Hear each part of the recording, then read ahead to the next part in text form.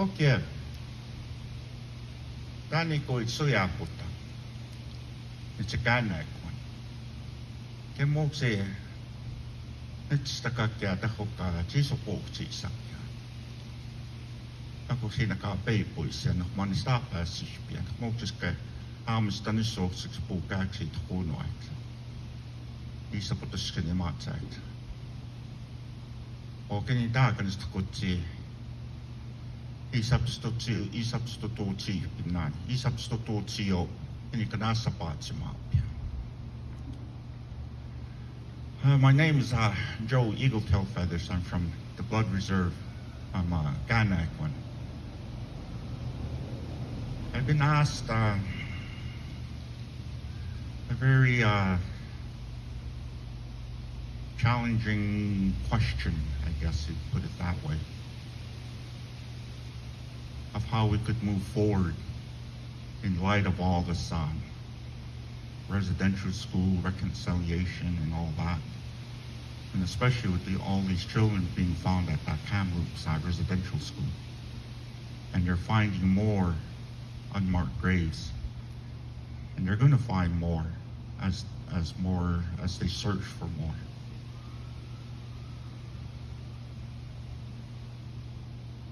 I was very fortunate that I was raised by my grandparents, or my parents and my grandparents. I was very fortunate to be around them. Being the youngest in the family, my dad would bring up these old people to the house and they would tell stories. And I remember a lot of things that they talked about. And one of the things that I remember as I got older, when I processed these memories, was that mainstream society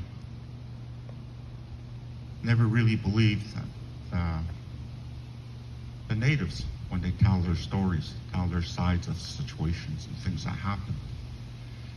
And now over the past few years, people have been telling their stories of what happened with them at residential school.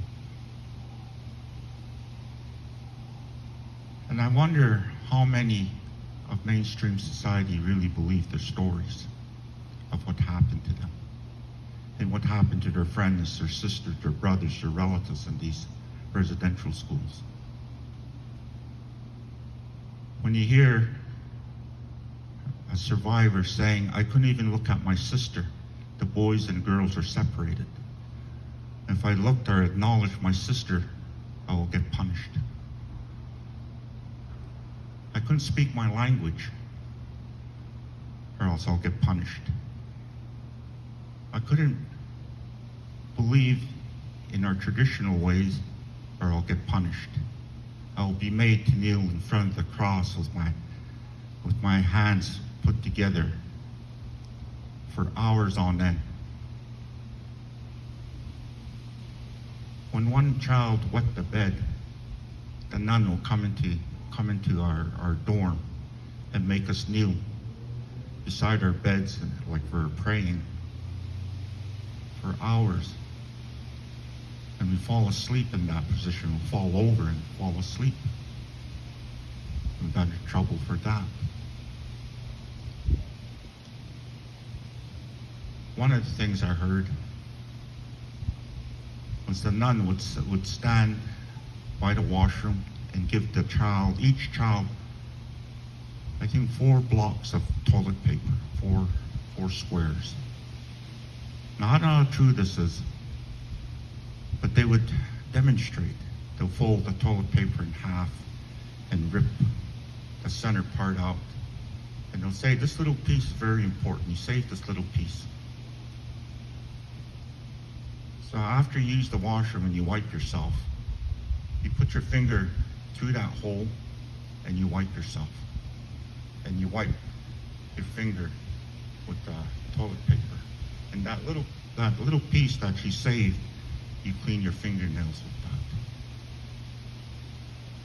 Now I don't know how true that would be, but from what I've heard, it might not be too far off the truth. I was very fortunate. I never went to residential school. I came to school here in Fort McLeod. I spent half a day kindergarten in the day school in Lower Standoff. Then grade 1, I went to WA Day, then GR Davis, then FP Walsh. When I was here at GR Davis, they were just building FP Walsh. And I went from grade 1 to grade 8, and I spent three months in grade 9, and I quit school.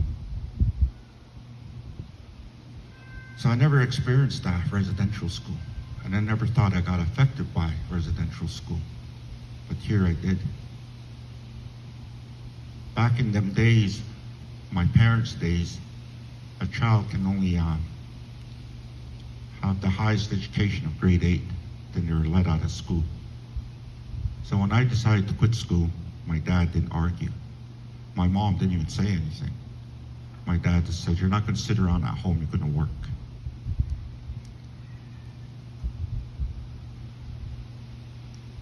So with this stories coming out from our the residential school survivors, like I said, I wonder how many people believe their stories. Now that they found all these kids as unmarked graves, maybe now the reality of what took place, people will begin to believe that. And I'm always surprised at how little mainstream society know about us natives, the people of this land, how little they know about this, about us. Over 100 years since the signing of Treaty 7, 1877. I'm always surprised that they don't know anything really.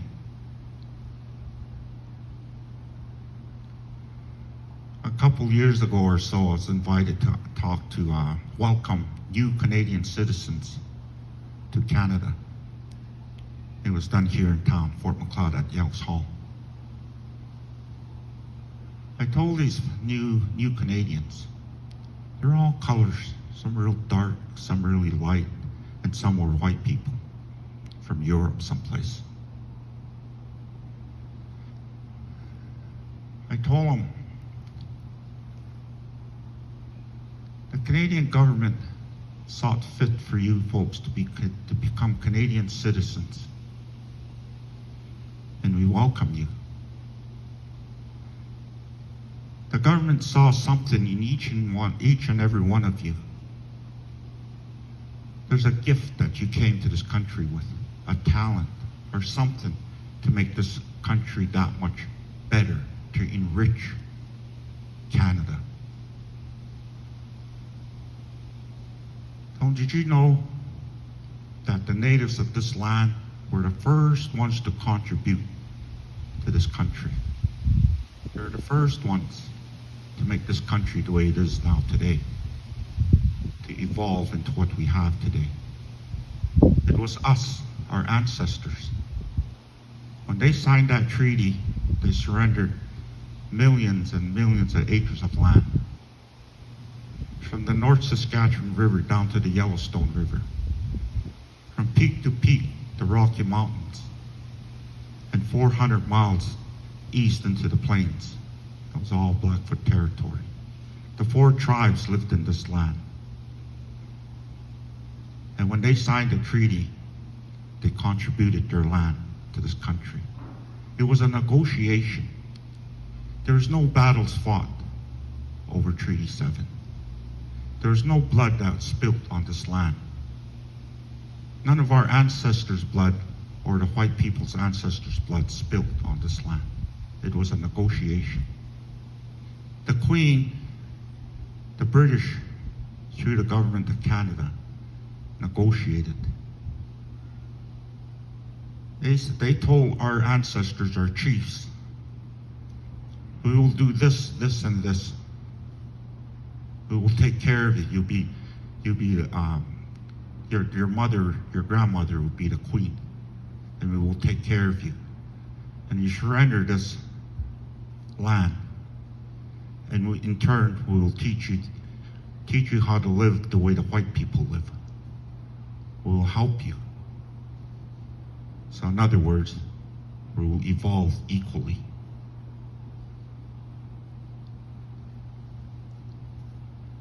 But that didn't happen. A lot of the treaty things didn't happen. Instead, we're starved, we're imprisoned on our reserves. If you needed permits to leave, just to go across the river to the borderlines. Our children were taken away from us. Think about that. Look at your children, your grandchildren. There's always one that you really favor, that you watch over more so than the others.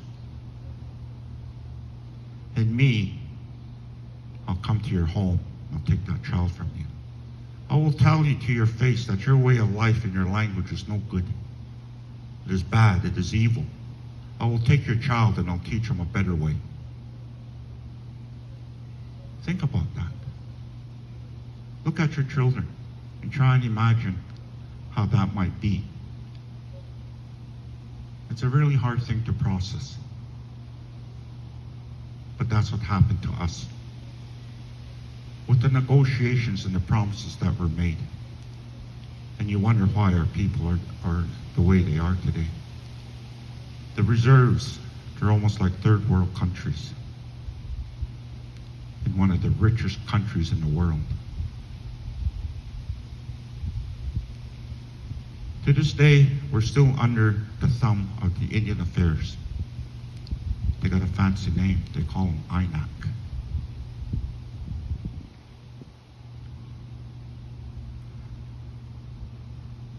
So I ask that mainstream society have an open mind.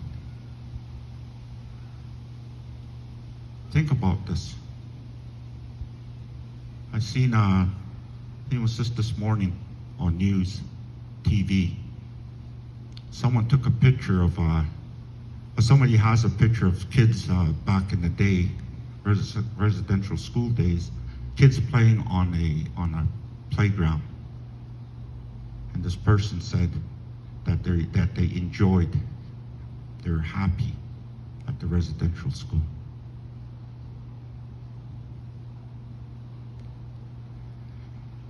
I think maybe those children just had a moment, a brief moment to be a child, to be able to play without being watched over or having threatening looks from the nuns and the priests so that they could play. When that playtime was over, they went back to their reality. That's what I think. This is why I ask mainstream society and the new Canadians that come to this country to look with an open mind, open heart. That's the reality of this country. This foundation of Canada, how it was built.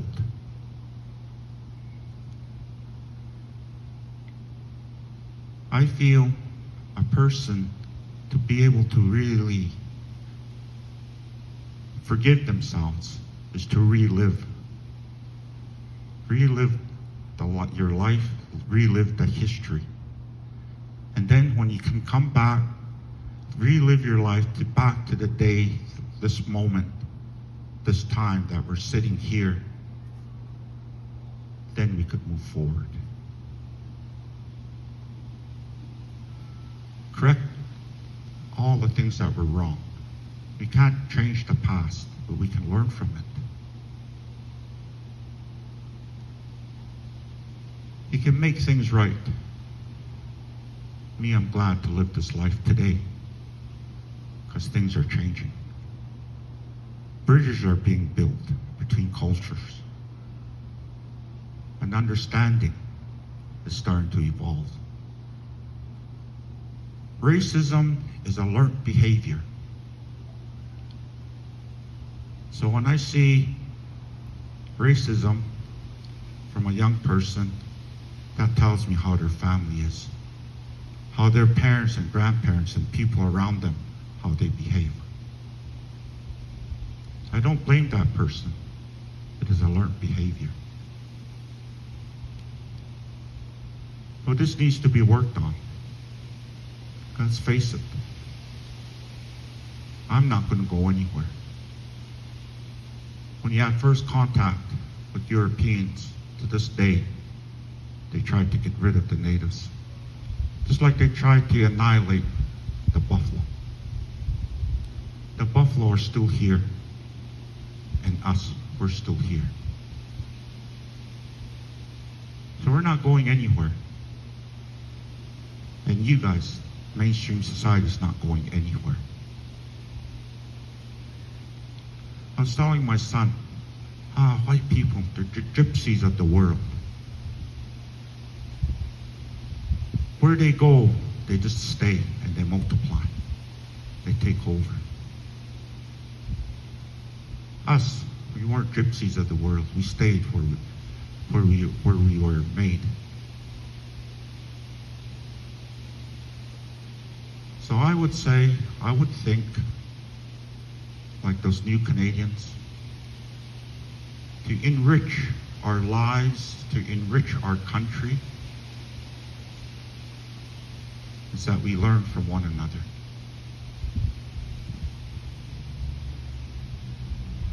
We know things, and we've learned lots from mainstream society. I'll give you an example. In this school here, G.R. Davis, no, the other school, W.A. Day, big news. They're going to go to the moon. My grandparents speaking our language. They're going to go to the moon.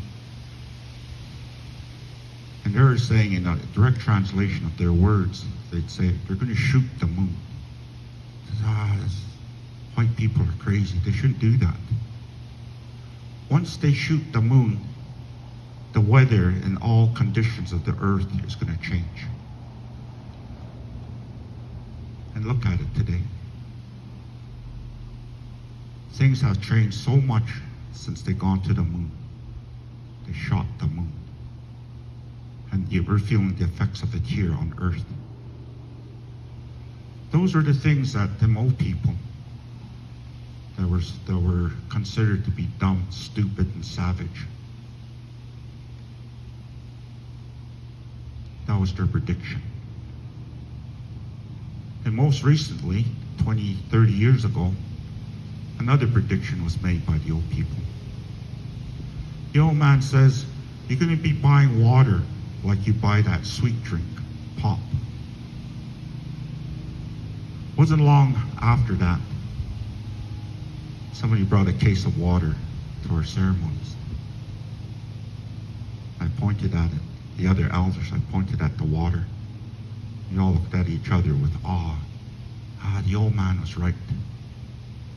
And there's other predictions that were made throughout the time, throughout the century. But mainstream society wouldn't listen.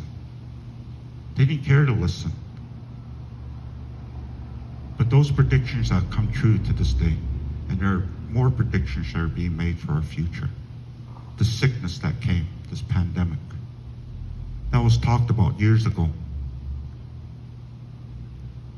And it's unbelievable, hard to wrap your head around something like that when it's a prediction. Then when it becomes reality, then you realize, that's what they meant. That's what they were saying. So I would think from here on, it's going to take time, maybe another 2-3 generations, who knows.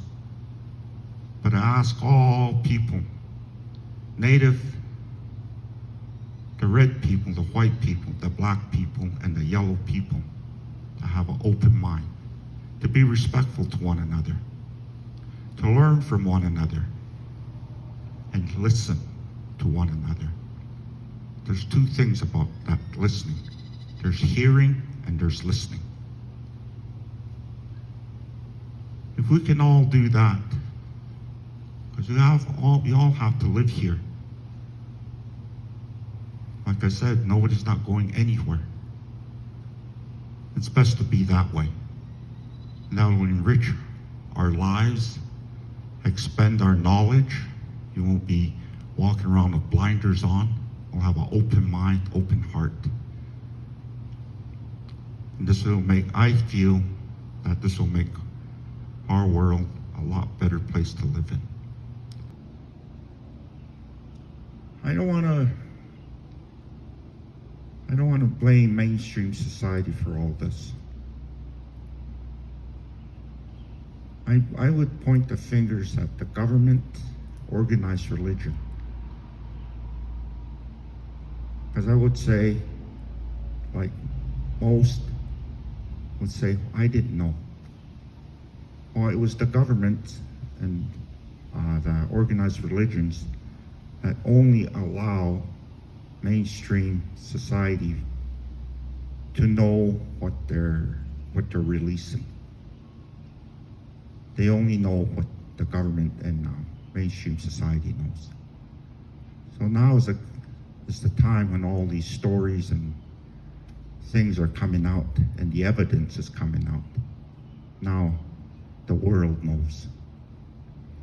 So thank you again for listening, and we'll visit sometime. Okay, thank you.